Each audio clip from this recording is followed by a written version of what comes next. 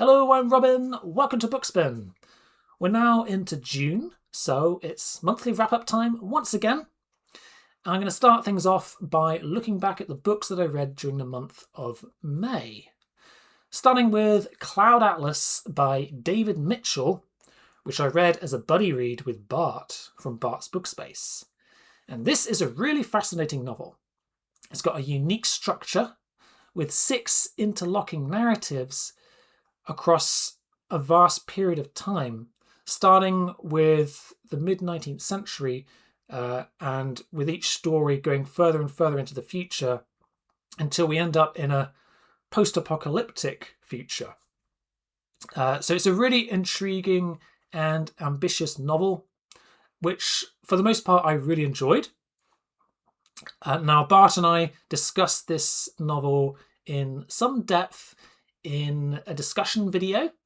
We try to keep it spoiler-free for the most part, but we've got a very interesting discussion going. So have a look at that video. I posted that a few days ago if you're interested. So I also read Behind the Walls of Terror by Philip Jose Farmer, which is the 4th book in the World of Tears series, which I'm gradually making my way through. Now, unlike previous books in this series, this one largely takes place on Earth as we follow the protagonist Kikaha and his goddess-like companion Anana as they try to hunt down this being from another dimension that has escaped to Earth and now poses a kind of existential threat to humanity.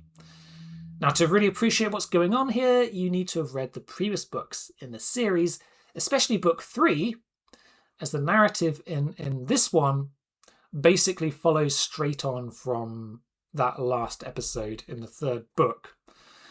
Now, this being a 7-part series, once I finally finish this series, I will make a full series review and wrap-up video.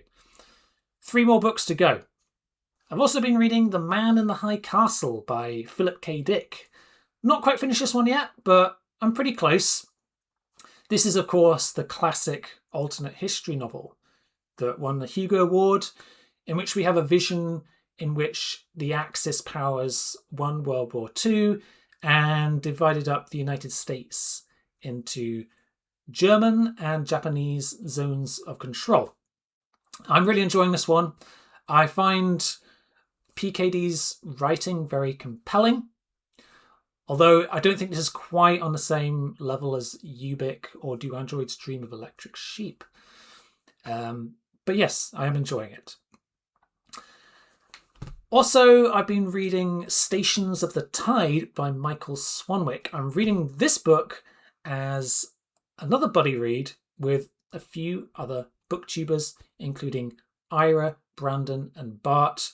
And this is an intriguing novel. This is quite a strange and surreal one, which concerns an unnamed protagonist who's just called the Bureaucrat, who is sent from off-world to this kind of water planet to try and track down a renegade wizard, basically, who's using forbidden technology for nefarious purposes.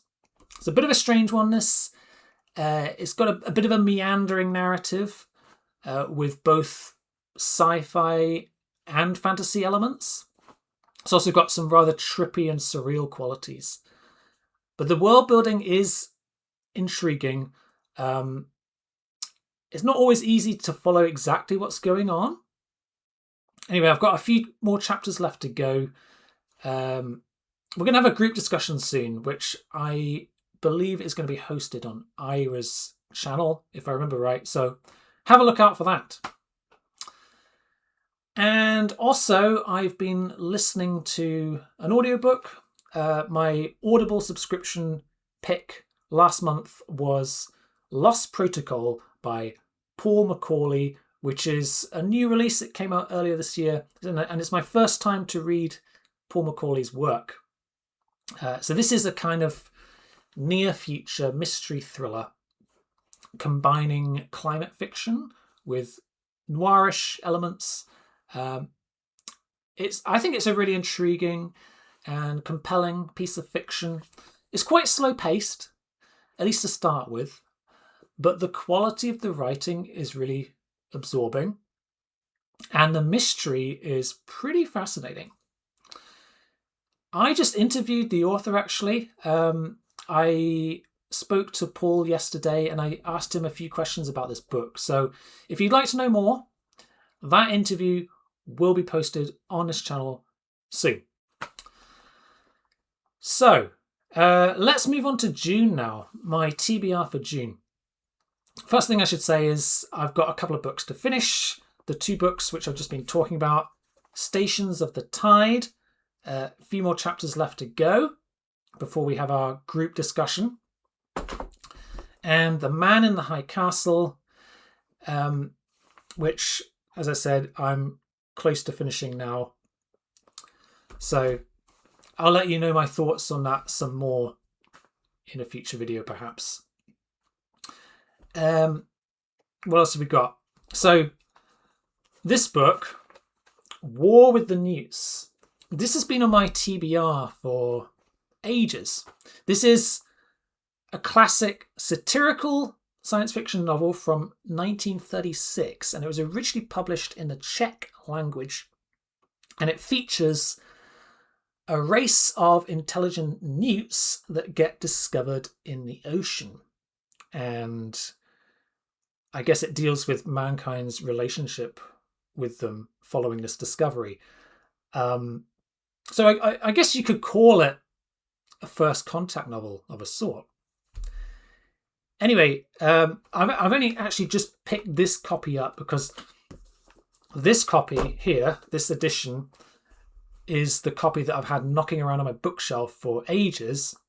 And I was planning to read this edition, but then I did a bit of research into this novel recently.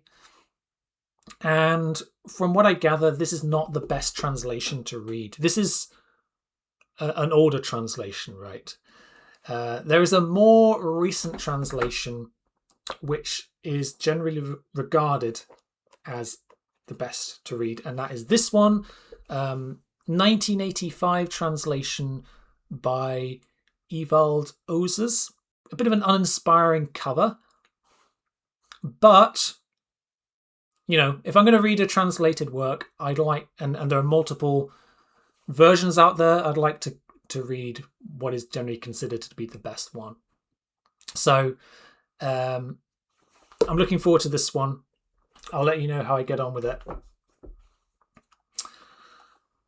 So we've also got another World of Tears book by Philip Jose Farmer, The Lava Light World. Now, I really like the cover art on this one. This may be my favourite cover art of the series, with this lovely wraparound image. So, once again, the last book, book 4, finished on a cliffhanger. This one, The Lava Light World, is set on a new world, which looks like it's got some very intriguing world building, some pretty wild world building, actually. In fact, let me just read the blurb to you because I think this gives you a good idea of what to expect. A world of change. The Lava Light World is a world of slow but constant change. The very landscape moves. Here, mountains rise from plains or sink into rifts. New oceans form as vast hollows collapse and seas rush in. And there's only one escape from this bizarre planet. The one gateway to other universes is in the palace of the Lord Urthona. Paul Janus Finnegan, also known as Kikaha, must reach it if he is to survive. And he must do so despite the Lords Urthona and Red Orc, the hired thug McKay, flesh-eating vegetation on the run, assorted strange beasts of prey, and planetary pseudopods. That sounds pretty wild.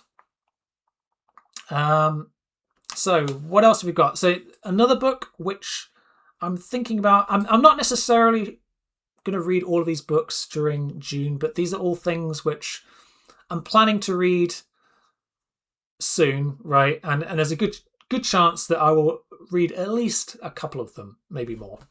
But yeah, so another one which is on the cards is Project Pope by Clifford Simak. And again, I think we've got another awesome cover on this one. So this one has also been on my list for a long time. Now, I am planning to make a themed video at some point in the near future on the topic of science fiction with religious themes. And this is one of the books that I think I ought to read before then, as it definitely fits into this category, right? And in fact, yeah, let's take another look at the blurb. I think it's worth reading the blurb for this one as well. A group of trained human sensitives were sending their minds ranging through all of time and space, gathering information. With that information, a computer of infinite knowledge, wisdom, and infallibility was being constructed in secret, the ultimate pope. Then one of the searcher sensitives threw Vatican 17 on end of nothing into turmoil. Drifting in unsuspected dimensions, the woman had encountered heaven. Not quite sure what to make of that, but again, that sounds interesting. So I will read that at some point soon. And finally, another possible read for June is this book, Rose House, one which I picked up recently. This is a short one. It's a recently published sci-fi mystery novella. I think it's about 2 or 3 years old. So I don't know much about this one, but it is nice to fit in some shorter reads every now and then. And this is not an author I've read before, so I think it's good to sample new authors. And if I like her style in this novella, maybe I'll read some of her longer works. So those are all things which, I intend to read either in June or at some point this summer. Additionally, I do have an audiobook. So my audiobook pick for June is going to be Palaces of the Crow by Ray Naylor, which is a new release. It only just came out May 2026. So this novel blends historical fiction with speculative fiction, and it is set in Eastern Europe during the Second World War. Now, I have enjoyed Ray Naylor's work before. I really liked The Mountain and the Sea. That was great. I listened to The Tusks of Extinction on audiobook last year, and I enjoyed that. So I am looking forward to seeing what he does with this one. And that about does it. So thank you for watching. I'll see you again soon.